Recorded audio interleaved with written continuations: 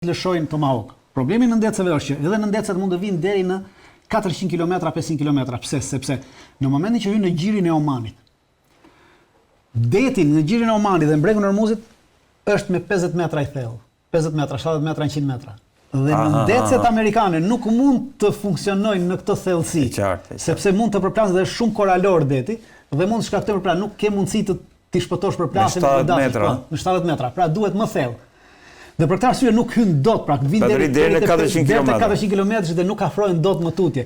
Por dy nëndecë së bashku kanë diku të rreth 200 Tomahawk maksimumi. Pra ja lëshove këto 200 me katit të tjera s'kan më efekt.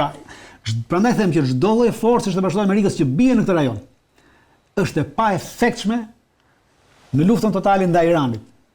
Sepse gjeografia ka të bëjë në ushtri, në forcat ushtarake dhe në luftë e para është gjeografia, pra gjithnjë hapim hartën. Dhe shohim ku janë forcat aty, ku mund ta vë unë armën time, pra ku ta vën shtes unë armën time, sa larg është individi që të godasë. Pra gjeografia është baza në një luftë. Dhe kjo gjeografia ja pamundëson Shtetet Bashkuara të Amerikës një goditje efektive ndaj Iranit në total. Sepse ka vetëm një mundësi goditje këtej dhe nga Izraeli, po edhe ajo është e limituar tashmë. Po nga bazat dritanë, unë e di, po për publiku, nga bazat amerikane, në bazat amerikane nuk ka fare Tomahawk, pra nuk ka të vendosur Tomahawk, dhe nuk do të përdoren bazat për të goditur, për arsye sepse të gjitha vendet ku janë bazat. Ja ka ndaluar Shtetet Bashkuara të Amerikës që t'i përdori bazat për të goditur Iranin. Po avion që mund nisen nga Diego Garcia. Po problemi është avion le të nisen nga Diego Garcia, pra duhet të fluturojnë lartësi të mëdha dhe duhet vinë. Do fluturojnë te 12.000 metrash, do lëshojnë një seri bombash, por nuk kanë kapacitet. Pra aq e kanë sepse i kanë 20 bomba, ja lëshoj 10 avion, 200 bomba. Pra, janë pa efektive. Pra ti mund të shkaktosh dëm në 1, 2, 3, 4, 5 objektiva. Por nuk mund të sjellësh atë që ti do, pra ta mundesh dhe të rrëzosh regjimin, ta ndryshosh regjimin, pra nuk mund ta bësh atë gjë, sepse nuk ke efektivitet. Po. E qartë. Pra është e limituar, fuqia ushtarake që ti përdor, është e limituar efekti i saj kundrejt Iranit në këtë moment, sepse është gjeografia që ja mundson Iranit të gjë që të ruhet. Pra e para është gjeografia. E qartë. Dhe unë kam thënë për them, gabimi më i madh i amerikanëve dhe pikërisht i Trumpit është kjo. Shihni këtu Afganistani, po. Pra po të kishte Afganistanin. Këto 3 baza ishin baza amerikane dhe nga këto 3 baza, shikoni, gjithë Irani është shife nga e godisa janë mbrapa. Pra atëherë po, do kishte efekt se e godet këte, e godit te dhe shpërndaj. Pra në momentin që dorëzuan Afganistanin, ka humbur mundësia që Amerika nesër të mund të detyrojë Iranin që të bëjë atë që do Amerika. Është zero mundësia. Bagrami, baza e Bagramit. Po ka Bagrami, Kabuli, gjitha pra edhe një bazë tjetër, janë 3 baza kryesore që mund të bëjë, por gjithë shife, gjithë Afganistani. Shife si vjen komplet mbrapa. Do ishte në e rrethuar. Absolutisht. E qartë. Nuk ka më. E ka humbur këtë mundësi. Prandaj çdo lloj bisedimi që bëhet, nuk mund t'i bëj asnjë detyrim Iranit, sepse Irani fundit ka gjeografinë që e mbron. Pra është e pamundur.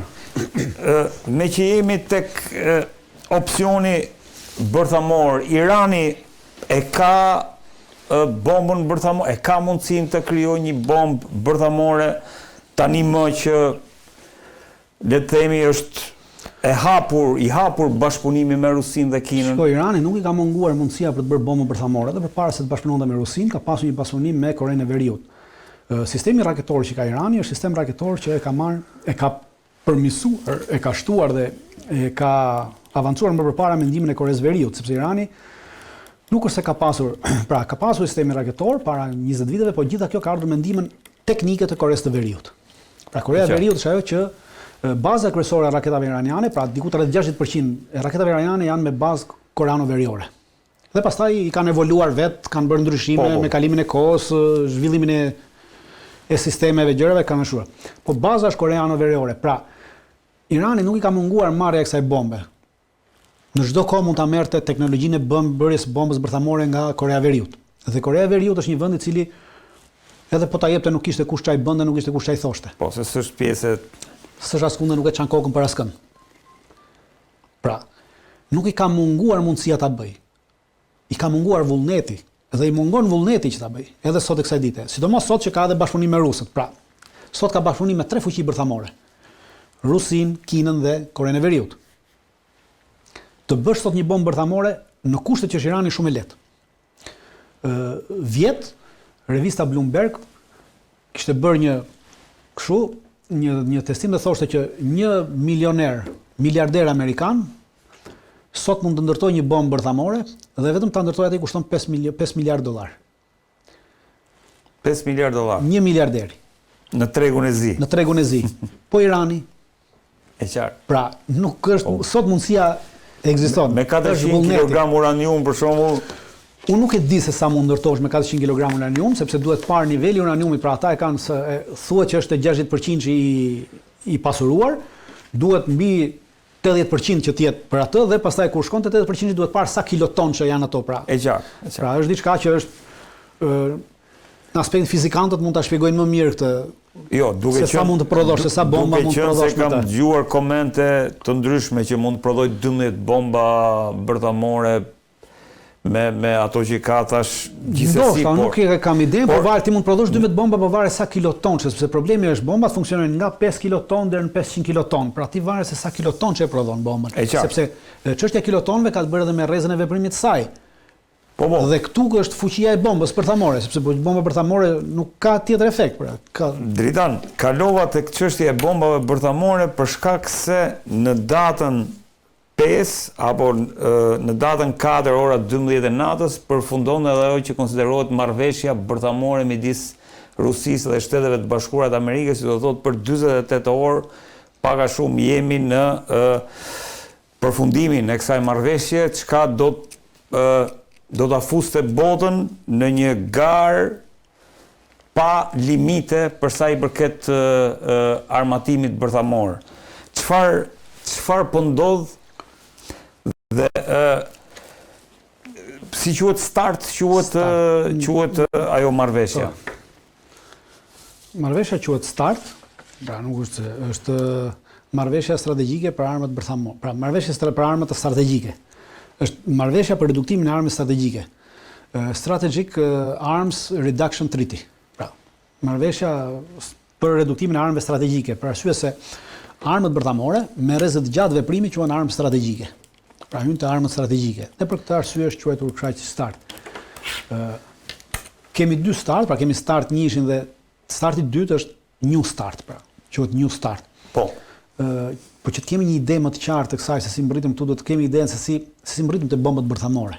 Sepse që ideja për pasjen e bombave bërthamore ka ekzistuar që gjatë luftës së dytë botërore. Edhe gjermanët, anglezët dhe amerikanët kanë qenë në garë me njëri tjetrin kush të prodhonte bombën bërthamore. Nga fundi i luftës së dytë botërore, anglezët, amerikanët dhe kanadezët krijuan një projekt të përbashkët, projekti Manhattan, pra quhet projekti Manhattan, po.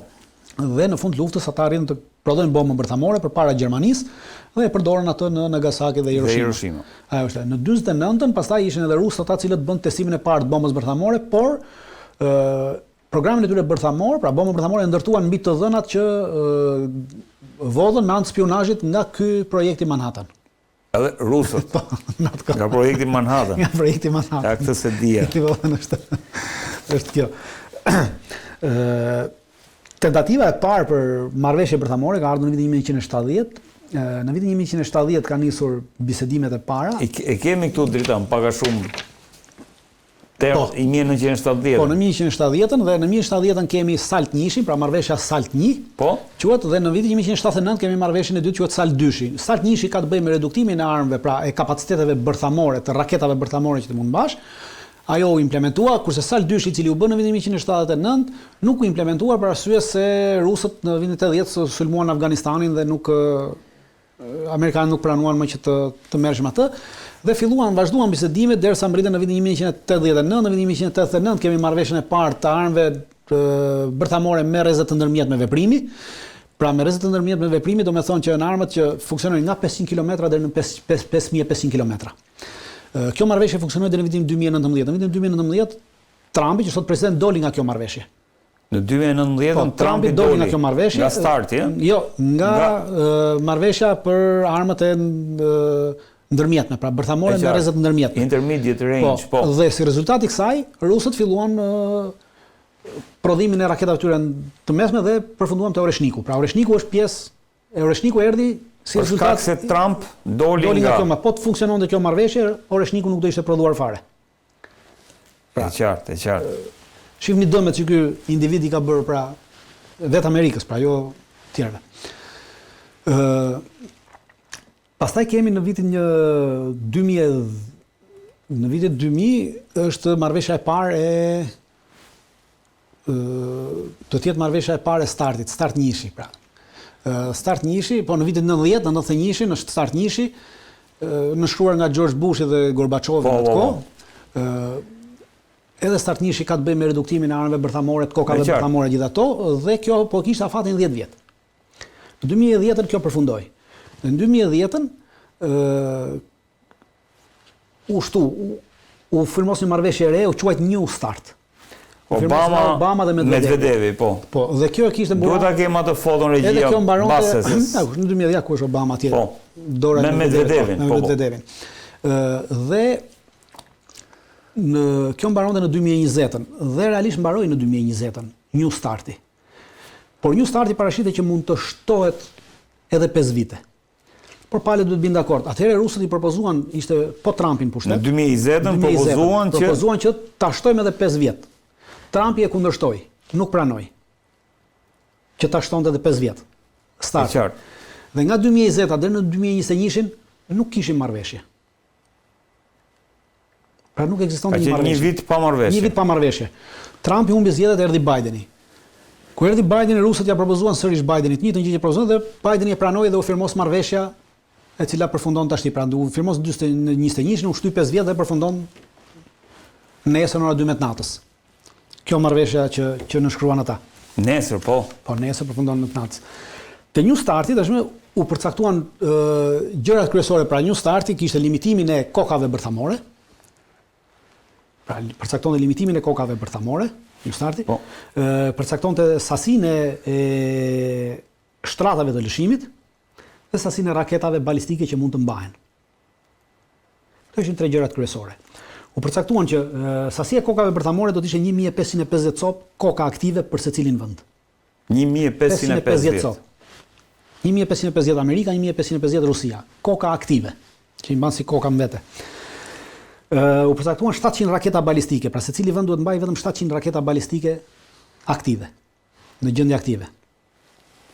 Dhe u përcaktuan që secili vend duhet të ketë 800 shtratë lëshimi. Dhe to 800 shtratë lëshimi dhe këto 700 raketa balistike janë të përcaktuara në të 3 komponentët, tokë, ajër, det. Triada. Pra, në këtë triadën që duhet të funksionojnë. Dhe plus ekzistonte një komision i përbashkët, cili quhet komision konsultativ, dhe ai ishte gjatë gjithë kohës i mbledhur dhe merrej me çështje, me çdo lloj çështje dhe me çdo lloj problemi që kishte të bënte me këto. Dhe kishte edhe ky komision kishte drejt të bënte edhe inspektime ad hoc, pra në çdo kohë, në çdo vend që ishte ajo që kam kapacitete nukleare ose bërthamore. Pra, ndërthurja, pra ndërveprimi midis palëve ishte gjatë gjithë kohës aktiv. Dhe vazhdon të jetë aktiv. Me përfundimin e kësaj, palët nuk kanë më ndërveprim me njëra tjetrën. Pra, pas 48 orëve thua, palët nuk kanë më ndërveprim me njëra tjetrën, nuk japin llogari askujt dhe asnjëra tjetrës. Gjithashtu, me marrëveshjen e Startit, u vendos që numri i bombave bërthamore të reduktohej në mënyrë maksimale. Në vitin 1170 deri në vitin 1180, sasia e bombave bërthamore që në tokë ekzistonin, në glob, ishte 70.000 cop. Sa? 70.000 koka bërthamore kishte globi. Në 70-80? Në fund të 80-s, po. Me vendosin e starteve, u arrit që sasia e kokave bërthamore në glob sot të jetë 13.000. Dhe ky reduktim u arrit në vitin 2018 përfundimisht, ky numër. Pra aktualisht është 13.000. Aktualisht është 13.000. 13.000. Me përfundimin e kësaj, vinte ajo që thotë juve që palët nuk kanë më obligime për të rritur sasinë e tyre. Të këtyre kokave bërthamore, të këtyre raketave bërthamore dhe të këtyre shtratave. Pra fillon, kthehemi sërish në vitin në periudhën e viteve 1970. Pra rrëshqasim në atë periudhë, në rast se nuk bëhet një marrëveshje e re. Të bëhet një marrëveshje e re do shumë kohë. Aktualisht problemi me marrëveshjen e re është se amerikanët kanë kërkuar që në këtë marrëveshje të hyjnë edhe kinezët. Kinezët nuk kanë pranuar të hyjnë sepse thonë ne nuk kemi shumë pak dhe nuk kemi kapacitetin që keni juve. Pra s'kem se hyjmë në këtë marrëveshje. Rusët kanë thënë që po hyn kinezët, do të hynë edhe francezët dhe anglezët. Francezët dhe anglezët kanë thënë që ne nuk duam të hymë. Si të lexojmë refuzimin e këtyre dritanëse? Po secila palë kërkon që të shtojë ato. Kemi një gjë parasysh që pra Kina aktualisht kërkon t'i shtojë ato që ka, se ka më pak se SBA-ja dhe Kina ka vetëm 600 copë, 600 koka bërthamore. Ndërkohë SBA-ja sa ka? SBA-ja ka 3000 diçka, kurse Rusia është vendi që ka më shumë, ka 4200-300 copë. Kështu që Kina nuk ka interes të bëhet pjesë e kësaj për shkak se ka ndërmend të shtojë numrin e tyre të çojë deri në 1000. Barazohet. Ndoshta ajo të barazohet, por pak të shkojë një 1000, pra nuk është se po Franca dhe Anglia? Ato kanë nga pak, nga Franca do të ketë diku të rreth i bie që dhe këto pretendojnë dritan?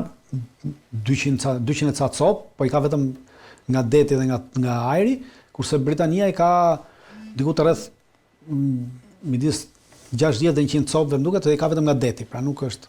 Në Europë vetëm Franca dhe Britania ka. Aktualisht 9 shtete në botë kanë armë bërthamore. 9 shtete gjithsej? Në botë. Janë Shtetet Bashkuara të Amerikës, Rusia, Kina, Korea e Veriut, Pakistani, India, Franca, Anglia dhe Izraeli. Dhe Izraeli. Po. Izraeli është ai që ka aktualisht më pak se Korea e Veriut është ai që ka më pak se gjithë. Korea e Veriut mendohet që ka 40 koka bërthamore, kurse Izraeli ka rreth 90 koka bërthamore. Izraeli ka rreth 90 koka bërthamore. Këto janë. Në Marrëveshjen e Kombeve të Bashkuara për mos proliferimin e armëve bërthamore janë 191 shtete. Por aty India, Pakistani, Korea e Veriut dhe Izraeli nuk janë nënshkrues të kësaj. Që do të thotë që këta mund të prodhojnë bomba bërthamore pa dhënë llogari askund dhe pas janë pjesë askujt asgjëje. Pra nuk kanë asnjë lloj detyrimi, asnjë lloj vëzhgimi, asnjë lloj gjëje. Dhe këtë gjë tashmë me përfundimin e kësaj marrëveshje mund ta bëjnë edhe Shtetet Bashkuara të Amerikës dhe Rusia. Dhe kapacitetet e Rusisë dhe të Amerikës janë që aktualisht Shtetet Bashkuara të Amerikës mund të rrisin to kapacitetet e tyre brenda 6 muajve me 60%, kurse rusët mund të rrisin kapacitetet e tyre bërthamore brenda 6 muajve me 110%. Aktualisht. Aktualisht. Pra do thotë që aktualisht amerikanët mund të shkojnë në 480 bomba bërthamore ajrore. Pra. Ajrore që mund të përdoren nëpërmjet avionëve, që shkojnë nga avionët, në 1000 bomba që lëshojnë nga nëndet, pra 1000 raketa që lëshojnë nga nëndecet, edhe diku të rreth 400 raketa që lëshojnë nga toka, pra silës nga to balistike, po. Kurse rusët e rrisin me 110% dhe rusët shkojnë diku të rreth 720 ajrore, 600 toksore, 1500 detare. Kjo është. Kurse numri i kokave pastaj varion, nga mund të shkojë i rusëve mund të rritet nga 1550 që kanë çojnë 3250, edhe amerikanët çojnë diku rreth 2400 diçka. Pra brenda 6 muajve mund të rrisin këto koka, pra kanë kapacitet që rrisin, ky është kapaciteti që ata mund të rrisin këto koka. Po bërthamore. Dritan, jo, një pyetje. Po kemi një gjë që pavarësisht në themi që mund t'i rrisim. Rritja nuk është me një shtypër të butonit. Pra, kërkon angazhime njerëzore dhe ekonomike të mëdha. Përveç prodhimit të tyre, pra rritjes tyre, bërjes tyre bombave të reja, tyre raketave të reja, shtrateve të reja të lëshimit, por kryesorja që kërkon më shumë argjime është mirëmbajtja e tyre. Pra i bie që në rast se të dy këto shtete do të hynin në një garë armatimi. Sepse garë armatimi, kush prodhon më shumë armë bërthamore, atëherë i bie që to duhet heqin nga buxhetet të ndryshme, pra të reduktojnë buxhetet e tyre të tjera, pra buxhetet sociale, buxhetet civile, për t'i çuar në drejtim të kësaj. Në rast se këto dy vende do të hynin, atëherë të dy këto vende për një periudhë 10 vjeçare do të përfundonin si Bashkimi Sovjetik në vitin 1990, që falimentoi për shkak të garës armatimit. Nëse hynin për garë. Po, prandaj kanë shpresë që nuk i hynë kësaj gjëje, sepse nuk kanë kapacitete aktualisht për të hyrë kësaj gare të dyja palët. As ekonomike, as njerëzore. Një pyetje kisha, pastaj kthehemi prap, se ma kujtoi edhe ky titulli i këtij shkrimi.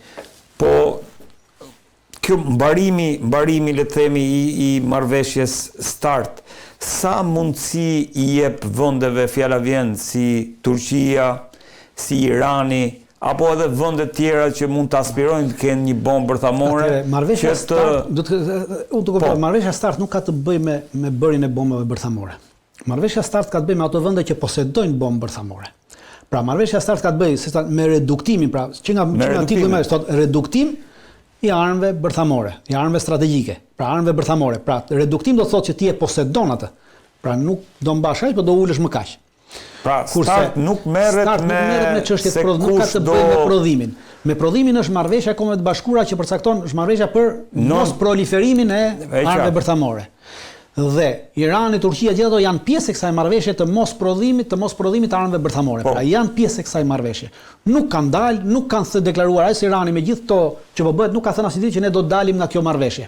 Dhe kjo nëse bën këtë deklaratë, nëse bën të deklaratë, atë do thotë që ka qëllim të prodhojë bombë bërthamore. Bombë bërthamore. Për shembull, siç thash, Izraeli nuk ka qenë asnjëherë pjesë e kësaj marrëveshje të Kombeve të Bashkuara dhe nuk është. Prandaj ka prodhuar bombë bërthamore. Ashtu, edhe India dhe Pakistani nuk janë. Irani, Turqia që përmendën të gjithë tjerët janë pjesë e kësaj dhe nuk mund të prodhojnë bombë bërthamore pa dalë nga kjo. Thash Turqia se kishte një shkrim te Izrael Hajomi që e konsideronte është e pamundur sepse nuk është e pamundur. Pra nuk ka lidhje, fjala vjen që kemi shtetet e reja që për shkak të përfundimit të kësaj marrëveshje kemi shtetet e reja që çdo lloj shteti i ri që do dilte nga kjo, atëherë do të cënonte këtë kartë OKB-s që kanë nënshkruar. Dhe në momentin atëherë do kemi angazhim të OKB-s dhe do të kishim gjithë botën kundra këtij shteti. Për këtë arsye dhe Irani nuk i hyn të thotë deklarojë që neve do prodhojmë bombë bërthamore, sepse po thotë do prodhojmë bombë bërthamore, i bie që të dalin nga kjo kartë. Në momentin që del nga kjo kartë, atë Shtetet Bashkuara të Amerikës angazhojnë OKB-n për të sulmuar Iranin dhe legjitimojnë sulmin ndaj Iranit dhe nuk ka ç'a bën me askush tjetër. Nuk ka ç'a bën Irani në këtë moment, as Kina as Rusia.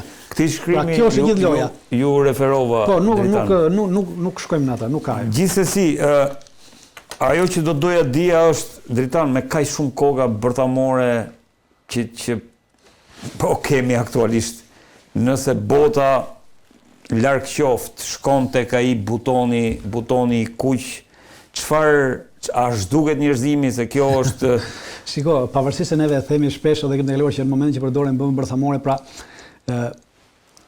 nuk jemi më në fazën në këtë cilësi që do jemi. Përdorimi i bombave bërthamore, i kësaj sasie që ndodhet, nuk e zhduk njerëzimin. Pra duhet kemi gjithë parasysh që bomba bërthamore nuk ka energji kinetike. Bomba bërthamore është energji bërthamore. Energji bërthamore pra është nxehtësi që përdoret dhe lëshohet nëpërmjet valve të nxehtësisë dhe është i përket spektrit elektromagnetik. Pra kur bie një bombë bërthamore nuk bën grop. Nuk bën grop bomba bërthamore. Pra kur bie impakti para mund të bëj grop aq sa ka normalisht bomba, po jo në aspektin që bëjnë bombat e tjera gropat bëjnë kratere. Nuk bën kratere. Pra lëshon energji bërthamore. Kjo energjia bërthamore matet me kilojoule. Pra energjia matet me kilojoule. Gjithë energjia fizika këtu, po gjithsesi. Dhe bombat bërthamore funksionojnë janë, siç thash, nga 5 megaton deri në 500 megaton. Nga 5 kiloton deri në 500 kiloton. Janë bombat sot që kanë vende, pra që ka Amerika, gjitha vendet e tjera. Bomba më e madhe që është prodhuar ndonjëherë është 50 megaton. Pra 50 megaton i bie diku rreth 50.000 kiloton. Quhet bomba Tsar. Dhe testimi e kanë prodhuar rusët vetëm për ta testuar. Pra është prodhuar një e tillë për të testuar dhe është testuar në vitin 1961 në Kazakistan. Gjithnjë në thellësinë në tokë 7-8 kilometra në thellësi të tokës, diçka e tillë. Ajo është bomba më e madhe. Bombat e tjera, si thash, janë nga 5 kiloton deri në 500 kiloton. Kjo është bombat. Atëre, le të marrim një shifër, le ta bëjmë çështje matematike, pra edhe ata që na gjojnë le ta bëjmë. Aktualisht kemi 13.000 koka aktive. Bërthamore. Në gjithë botën. Këto variojnë nga 5 kiloton deri në 500 kiloton. Për një moment të caktuar, le t'i marrim sikur janë të gjitha 500 kilotonçe. Po. Okej?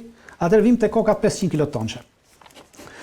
Një kokë 500 kilotonçe e ka rrezën e veprimit vdekje prurës, sepse kanë rrezën e veprimit vdekje prurës dhe pastaj ndonë. Rrezja vdekje prurës është 10 km/h. Pra në momentin që bie 500 kilotonçi për 10 km/h, asnjë gjallëes nuk mbetet gjallë. Për 10 km/h. Për 40 km/h, çdo lloj godine rrafshohet. Por mund të mbeten njerëz. Pastaj, çfarë është mbas kësaj 40 km-shit? Në aspektin, kemi në rrezën për 200 km/h, të gjithë njerëzit që zë kjo val pësojnë ndjegje të shkallës së tretë. Në 40 km/h. Në 200 km/h. Në 200. Në 200 km/h të shkallës së tretë. Në 400 km/h, ndjegje të shkallës së dytë. Okej. Kjo është baza kryesore. Dhe tash thamë që baza e saj është 10 km/h. Pra, vdekjeprurja, por flasim për zhdukjen e njerëzimit. Pra atë që është vdekjepruese direkt që e bën shkrup direkt e kthen në hi njeriu. Në çështje të sekondës e kthen në hi. Në rrezën 10 km2. Atëherë kemi 13000 koka. Po të shumëzojmë për 10 km2, se tham se cila është 500, na bie 130.000 km2. Dakor? Pra 130.000 km2. Sipërfaqja e tokës është 510 milion km2. E tokës bashkë me... E gjithë tokës. E gjithë tokës, po. Sipërfaqja e rruzullit toksor është 510 milion km2. Në rast se do t'i shpërthenim këto 13.000 koka, njëkohësisht. Do bënim dëm në 130.000, jo, 0.26% të territorit të tokës do bënim dëm. Por, kjo nuk do thotë që do të funksiononte njerëzimi njësoj siç funksionon. Sigurisht jo, ideja. Përveç kësaj, duhet kemi në një rrezë për 1000 km2. Pra kur shpërthen kjo bomba, atëherë kemi këto valë